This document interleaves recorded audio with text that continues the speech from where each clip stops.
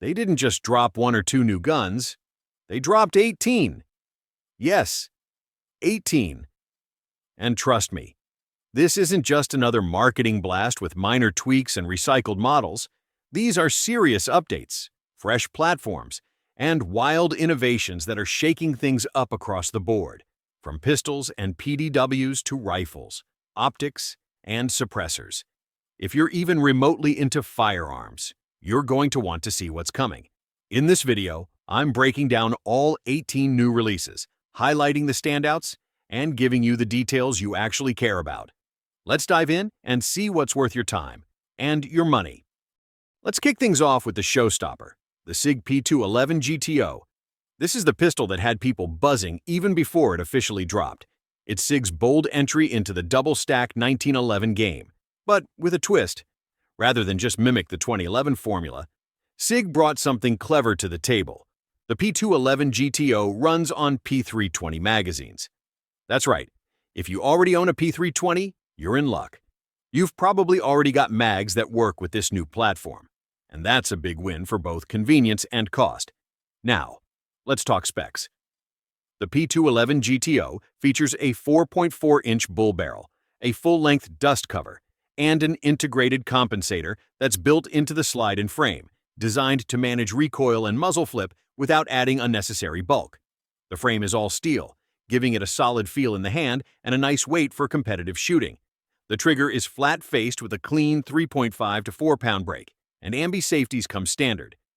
The slide is optic-ready and includes aggressive serrations for easy manipulation, and the grip texture is what you'd expect from a duty or competition pistol, just the right amount of bite without tearing your hand up during long sessions at the range. Now, let's address the elephant in the room, the MSRP. It's hovering just over $2,600, depending on configuration. That's not cheap, and Sig isn't pretending it is. But for a pistol that's built for performance, backed by Sig's manufacturing quality, and offers modularity with existing mags, I think it earns its place. From the time I had it on the range, I can tell you this thing is smooth. The recoil impulse is incredibly flat. Follow-up shots are fast, and the compensator actually works. This isn't just a showpiece. It feels like Sig built this with competitive shooters and serious enthusiasts in mind. If this is the direction they're headed with their handguns, I'm all in. Next up is something that really caught my eye, the P365 FLUX PDW.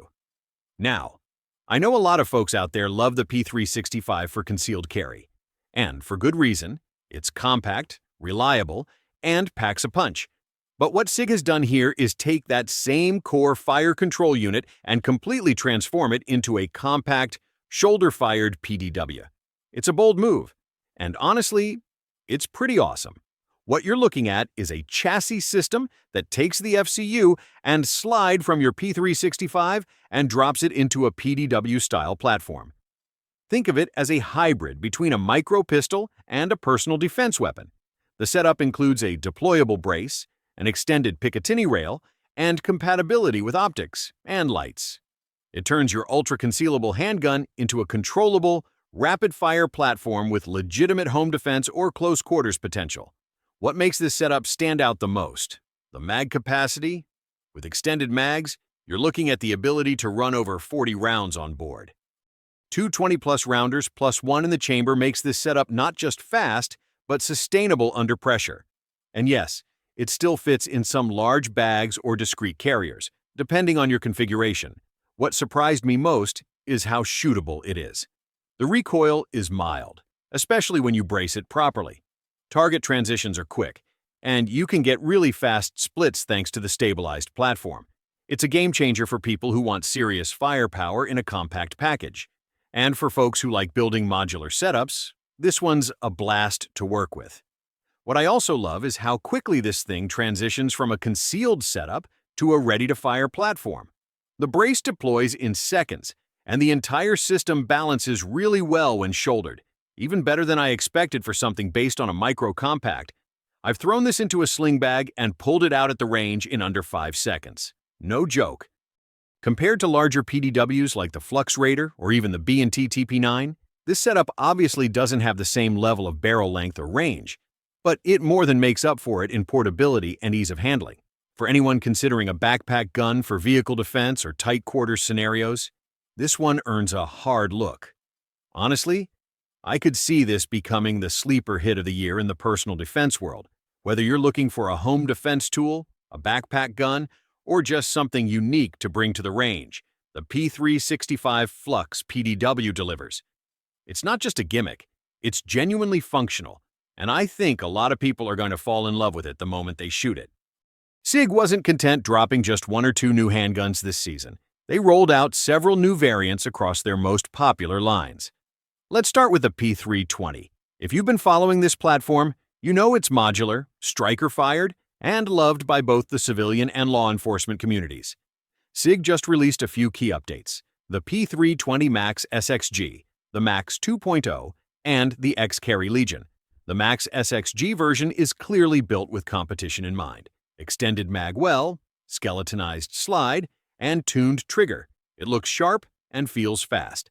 The Max 2.0 seems to be more of a refinement, enhanced grip module, better balance, and a slightly updated slide design. Meanwhile, the X-Carry Legion brings the full Legion treatment to the carry size format: full-length guide rod, tungsten-infused grip, and optic-ready slide. It's heavy for a carry gun, but that's the point. It shoots incredibly flat. Now moving to the P226X Legion. This one's aimed straight at fans of classic DASA handguns. It's got the weight, the feel, and that unmistakable slide-to-frame fitment that makes the 226 such a legend. With Legion upgrades, it's got the looks and the performance to match. And finally, Sig also updated the P365 line beyond the Flux. There's the P365 Lux, which is basically the premium version. Think deep scrollwork, high-polished slide, and upgraded sights. More of a showpiece, but still very functional. These new models show how far Sig is pushing across their platform families. Not just new guns, but refinements that make real-world improvements. If you're a P320 or P365 fan, this is a good year. Now, let's talk about glass and cans, because Sig didn't just release guns. They also dropped some new support gear, and one optic, in particular, had me doing a double take. The Oscar 6 HDX Pro is a compact spotting scope that actually has built-in image stabilization and runs on standard AA batteries. That's the kind of innovation I love seeing in field gear. If you've ever tried spotting impacts at long range while your scope's shaking from wind or your heartbeat, you know how valuable stabilization is. The magnification isn't extreme, 16 to 32x, but for something this size, that's more than respectable. For shooters who want mobility without dragging around a tripod and giant glass, this thing is slick. Then you've got the three new suppressors. First is the Hexium, a low back pressure can available in an Inconel 5.56 version and titanium options for 300 blackout and 762 NATO. It uses a standardized hub mount, which thankfully is becoming the norm now. The Endure is designed more for bolt-action rifles, lightweight but not meant for high-volume fire. And the tin can lives up to its name. It's another bolt-action suppressor, very lightweight, and 3D printed for strength and consistency. No official MSRPs yet, but I'm definitely keeping my eyes on them. Outside of Sig's ecosystem, we saw some really cool gear from smaller manufacturers that are pushing boundaries in design and materials. Let's start with Next Level Armament and their NLS-22 suppressor. This one is a rimfire can that breaks the mold a bit. It's 3D printed from carbon fiber, weighs just 3.2 ounces, and is sold as a kit. That includes an interchangeable baffle stack, which you rarely see in this price range. It's smart, it's modular, and at around $150 MSRP, it's actually budget-friendly for the rimfire crowd. It's definitely not built for full auto fire, but for 22 LR plinking and small game, it's more than enough. Then you've got Echo Zulu Defense, a relatively new name in the suppressor game, but they came out swinging with a full line of 3D printed titanium and Inconel suppressors. The Atom 22 is absurdly light at 1.7 ounces, and it still holds up under standard rimfire use. Their LSV 556 and X1R 556 offer workhorse durability and great sound suppression, while the Altitude 30, at just 6.2 ounces, is one of the lightest 30 cal hunting cans I've seen. While exact pricing hasn't been officially released yet, Zulu is positioning these cans as premium-grade options, with advanced materials like titanium and Inconel and fully 3D printed construction, so expect them to land in the upper tier of the suppressor market. What's really exciting is how these printed suppressors simplify manufacturing while boosting performance. Because they're monolithic in design, meaning no seams or welds, you get consistency and structural integrity that's hard to achieve with traditional baffle stack cans. Plus, the weight savings are significant, especially for hunters or anyone carrying gear over long distances. I haven't had hands-on time with them yet, but early testing footage looks promising in terms of both tone and recoil management. Finally, we've got Radian back with a new version of their afterburner and ramjet combo, this time built specifically for the Glock 43X. I've run the original combo on a G45 before, and it was impressive. Flat shooting, minimal muzzle rise, and compact. If it works as well on the 43X, this is going to be a must-have upgrade for micro-compact carry guns. These releases show just how far suppressor and accessory tech has come. And honestly, it's great to see smaller players pushing innovation while keeping things user-friendly and affordable. Let's switch into rapid-fire mode. Some quick hits you might have missed. First up, Ruger has a new version of the LCP Max. Same 10+1 capacity in 380 ACP. But now, with a manual safety, it's a small change. Sure, but for some folks, that added control option makes it more carry-friendly. MSRP comes in around $379, making it a solid budget option. Auto Ordnance is offering a throwback set, a 1911 and Thompson rifle combo, both in 45 ACP, celebrating the 250th anniversary of the U.S. Army. It's niche, but if you're into military heritage or display pieces, it definitely hits that box. The set starts around $2,650. Zenith also entered the PDW market with the ZF9 and ZF10, roller-delayed blowback systems compatible with either Glock or Scorpion mags. If you've been waiting for a compact ambi PDW with modern controls, these are worth a look. On a more somber note, the firearms world recently lost two giants, J.B. Hodgdon, known for revolutionizing reloading powders, and Frank Brownell, whose family name is practically synonymous with gunsmithing and parts. These men helped build the foundation this entire industry stands on today, and they'll be missed.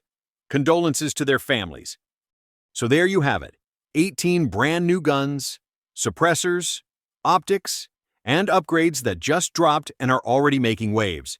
Whether you're into high-performance pistols like the P211 GTO, modular builds like the P365 FLUX, or precision tools like the Cross Sawtooth, there's something here for every shooter. I've got to say, it's refreshing to see real innovation, not just cosmetic updates, but thoughtful features, new materials, and smarter configurations that actually improve the shooting experience. Now, I want to hear from you. Which of these products are you most excited about? Are you planning to pick any of them up? Drop your thoughts in the comments. If you enjoyed this breakdown, hit that like button, subscribe for more no-fluff gun content, and turn on notifications so you never miss what's next. Thanks for watching, and I'll see you in the next one.